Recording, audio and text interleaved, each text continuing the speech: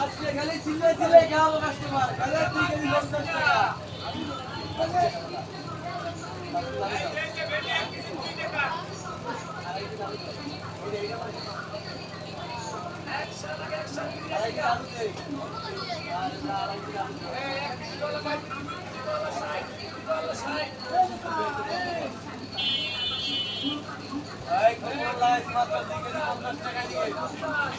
আধা কেজি কাঁচা মরিচ 20 টাকা